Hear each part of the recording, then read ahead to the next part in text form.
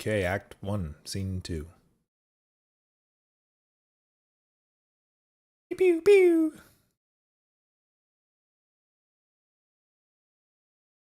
Flourish. Enter Claudius, the King of Denmark. Gertrude, the Queen. Council, including Voltmand, Cornelius, Polonius, and his son Laertes, Hamlet, with others. The King. Though yet of Hamlet, our dear brother's death, the memory be green, and that it is us befitted to bear our hearts in grief, and our whole kingdom to be contracted in one brow of woe. Yet so far hath discretion fought with nature that we with wisest sorrow think on him, together with the remembrance of ourselves. Therefore our sometime sister, now our queen, th' imperial jointress of this warlike state, have we as 'twere with a defeated joy, with an auspicious and a dropping eye, with mirth in funeral and with dirge in marriage, in equal scale weighing delight and dole, taken to wife.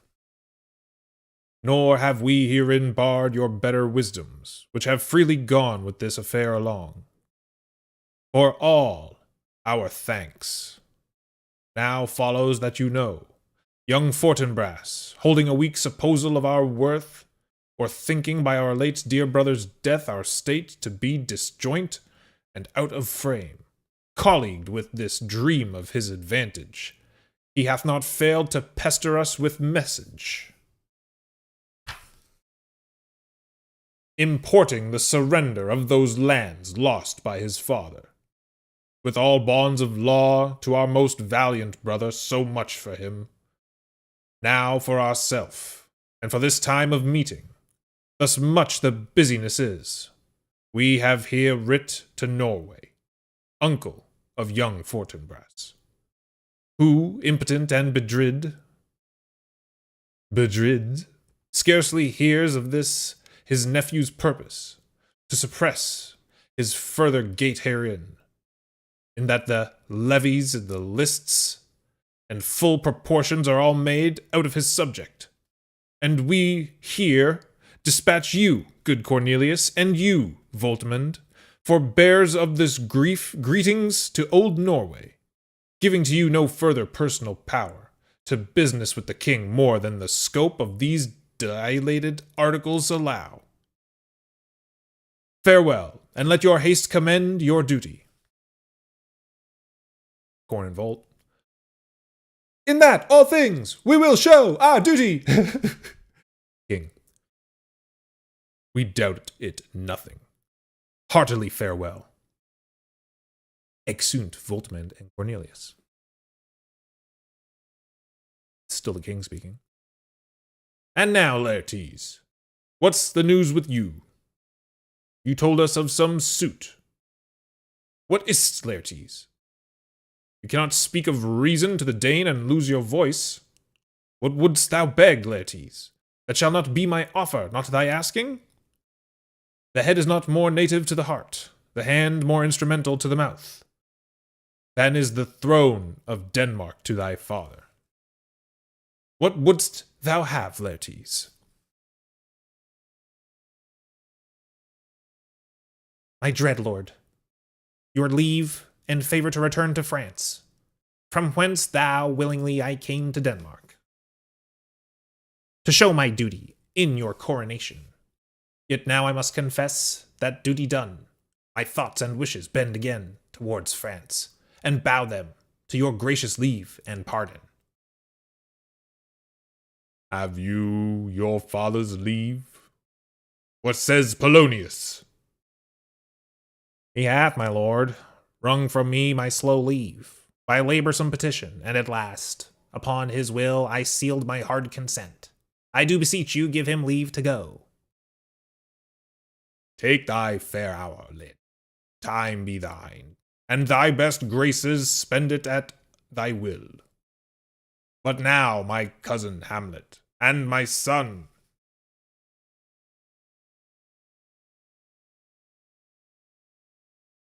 side. A little more than kin, and less than kind.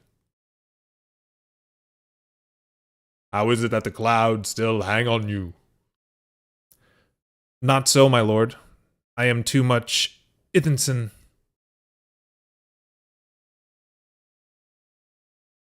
The queen. Good Hamlet, cast thy nighted colour off, and let thine eye look like a friend on Denmark. Do not forever with thy veiled lids seek for thy noble father in the dust. Thou know'st 'tis common. All that lives must die, passing through nature to eternity. Ay, madam, it is common. If it be, why seems it so particular with thee? Seems, madam? Nay, it is. I know not seems. 'Tis not alone my inky cloak, good mother, nor customary suits of solemn black, nor windy suspiration of forced breath, no, nor the fruitful river in the eye, nor the dejected haviour of the visage, together with all forms, moods, shapes of grief, that can denote me truly. These indeed seem, for they are actions that a man might play.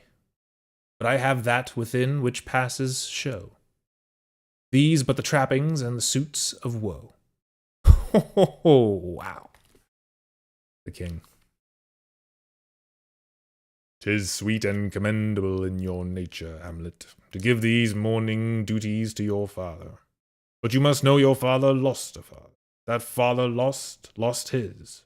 And the survivor bound in filial obligation for some term to do obsequious sorrow, but to persevere in obstinate condolement is a course of impious stubbornness. 'Tis unmanly grief. It shows a will most incorrect to heaven, a heart unfortified, a mind impatient, an understanding simple and unschooled. For what we know must be, and is as common as any the most vulgar thing to sense. Why should we in our peevish opposition take it to heart? Aye, 'tis a fault to heaven, a fault against the dead, a fault to nature, to reason most absurd, whose common theme is death of fathers, and who still hath cried, from the first course till he that died today, this must be so. We pray you throw to earth this unprevailing woe, and think of us as of a father. For let the world take note you are the most immediate to our throne, and with no less nobility of than that which dearest father bears his son do I impart towards you. For your intent in going back to school in Wittenberg, it is most retrograde to our desire, and we beseech you bend you to remain here in the cheer and comfort of our eye, our chiefest courtier, cousin, and our son. Let not thy mother lose her prayers. Hamlet, I pray thee stay with us. Go not to Wittenberg. I shall in all my best obey you, madam. Why, 'tis a loving and fair reply. Be as yourself, be as ourself in Denmark. Madam, come. This gentle and unforced accord of Hamlet sits smiling to my heart, in grace whereof no jocund health that Denmark drinks today, but the great cannon to the clouds shall tell, and the king's rouse the heaven shall bruit again, re-speaking earthly thunder. Come away. Flourish, exunt all but Hamlet. Oh, he's about to go on one. He's about to go on one. You ready?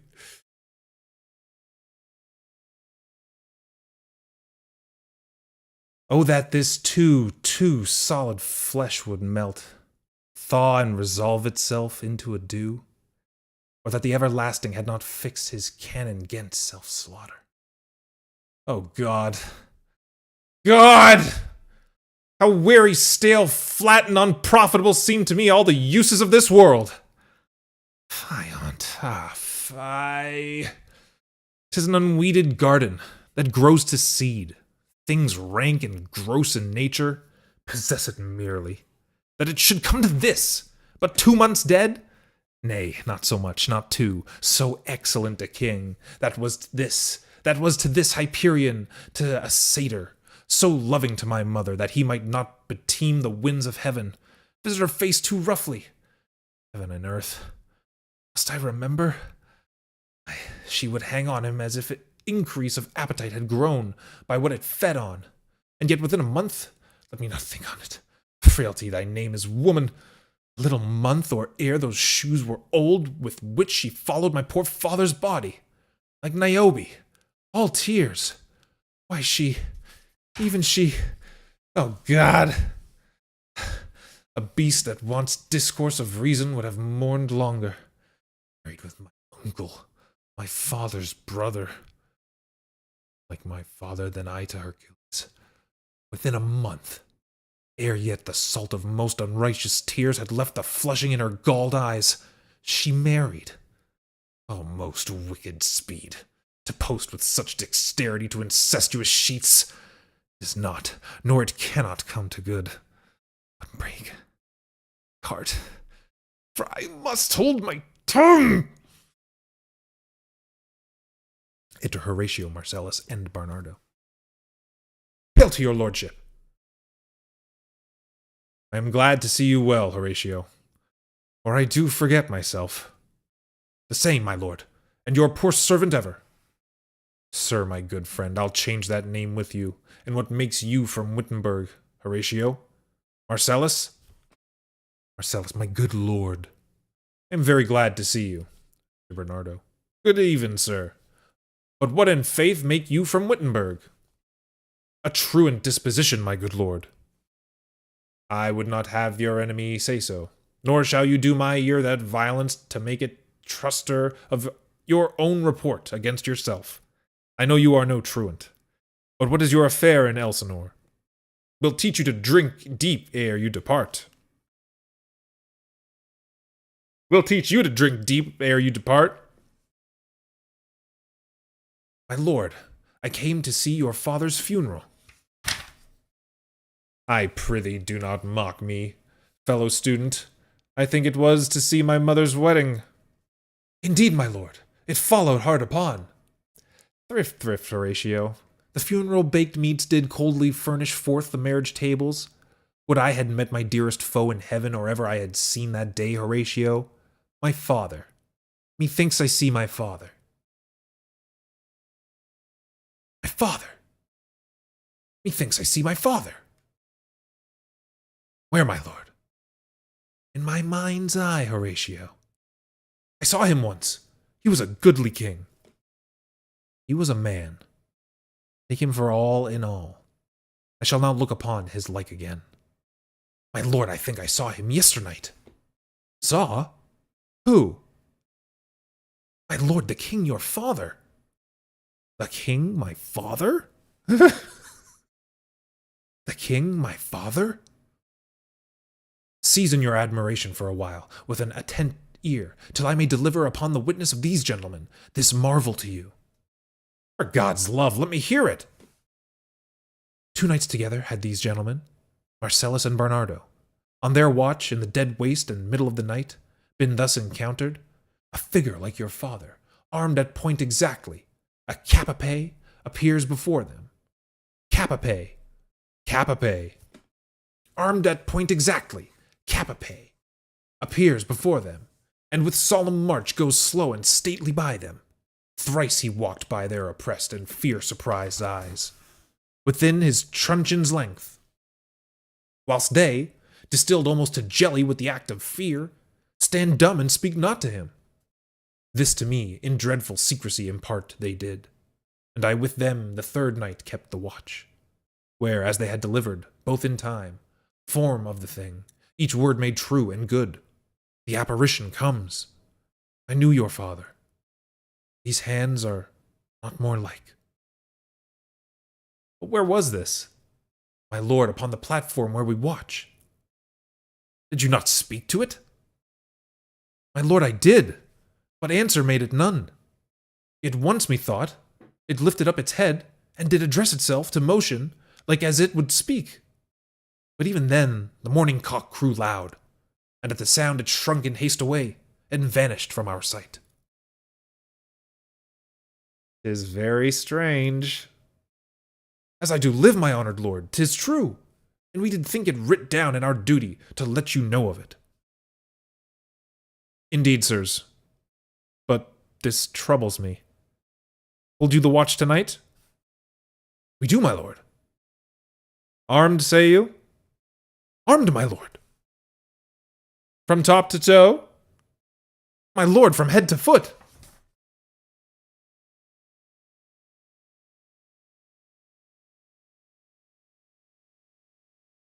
Then saw you not his face?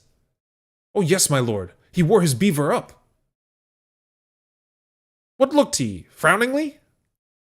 A countenance more in sorrow than anger. Pale or red? Nay, very pale. And fixed his eyes upon you? Most constantly. I would I had been there. It would have much amazed you. Very like. Stayed it long? While one with moderate haste might tell him 100. Longer, longer. Not when I saw it. His beard was grizzled, no? It was as I have seen it in his life, a sable silvered. I will watch tonight. Perchance 'twill walk again. I warrant it will. It assume my noble father's person. I'll speak to it, though hell itself should gape and bid me hold my peace. I pray you all, if you have hitherto concealed his sight, let it be tenable in your silence still.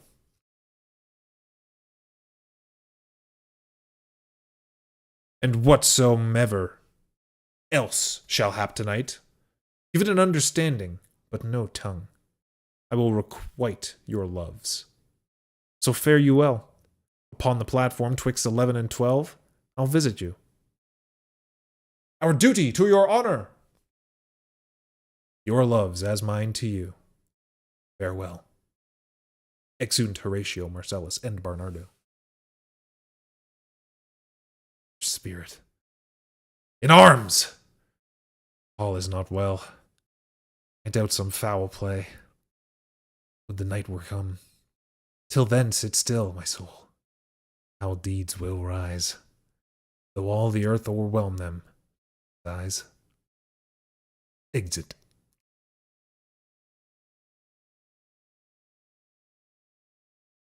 Up next, Act 1, Scene 3.